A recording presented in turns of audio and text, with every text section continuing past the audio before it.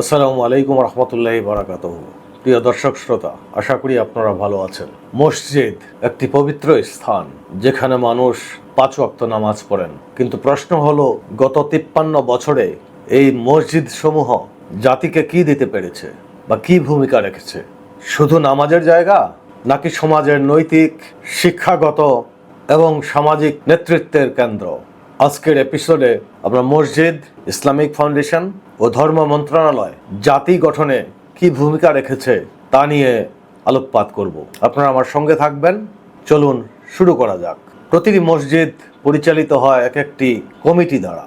সভাপতি সাধারণত কোনো রাজনৈতিক দলের প্রভাবশালী কেউ, সম্পাদক প্রশাসনিক কাজের দায়িত্বে। বাস্তবে দেখা যায় এই কমিটিগুলোর কোনো স্বচ্ছতা নেই, রাজনীতির প্রভাব প্রবল এবং দানের অর্থ ব্যবহারের হিসেব নিকেশ সবার অজানা।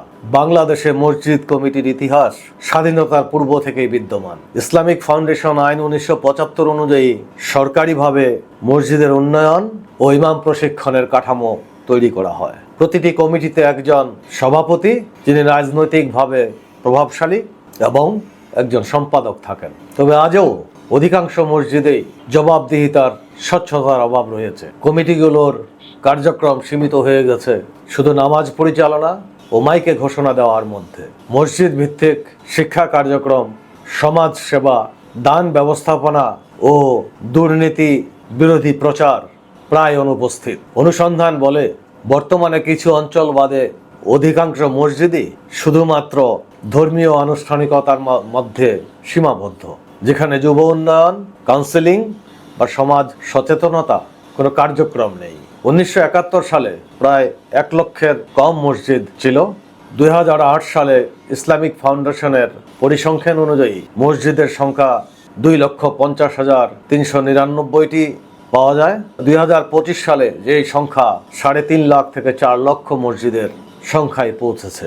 এর মধ্যে মডেল মসজিদ প্রায় 564টি তৈরি হয়েছে বা কিছু কিছু নির্মাণাধীন। চলুন দেখা যাক ইসলামিক ফাউন্ডেশন বা ধর্ম মন্ত্রণালয়ের ব্যর্থতাগুলি কি কি। যুব সমাজ আজ মাদক, পর্নোগ্রাফি, সহিংসতায় বিপদগামী, কিন্তু কোনো কার্যকরী জাতীয় কর্মসূচি নেই। যৌতুক, দুর্নীতি, গৃহ সহিংসতা নিয়ে ধর্মীয় প্রতিষ্ঠানের সম্পূর্ণ নীরবতা। ইসলামিক মূল্যবোধ শিক্ষা কোনো শিক্ষা প্রতিষ্ঠানে ঠিক মতো নেই। বিভ্রান্তিকর ওয়াজ ও বক্তাদের নিয়ন্ত্রণহীনতা।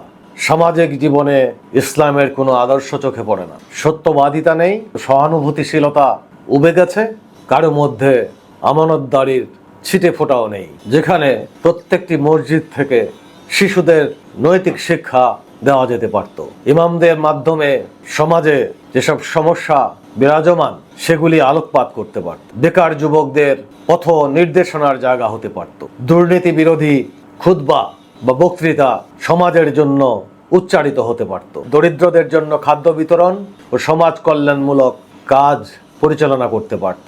মসজিদের বাইরেও অনেক দায়িত্ব পালন করার দায়িত্ব এবং সুযোগ রয়েছে মসজিদগুলি। প্রতিটি ওয়ার্ডে ইসলামিক ইয়ুথ সেন্টার গড়ে তোলা, স্কুলে সাপ্তাহিক নৈতিক শিক্ষা প্রদানে সহযোগিতা করা, মসজিদ ভিত্তিক কমিউনিটি কাউন্সিলিং সেবা প্রদান করা, জাতীয়ভাবে নৈতিক প্রচার, ঘুষমুক্ত সপ্তাহ বা দুর্নীতিমুক্ত সপ্তাহ পালন করা, মসজিদ কমিটি মনিটরিং সেল তৈরি করা, ইসলামিক হেল্পলাইন চালু করা, সত্যিকারের ইসলামিক রোল মডেল তুলে ধরা।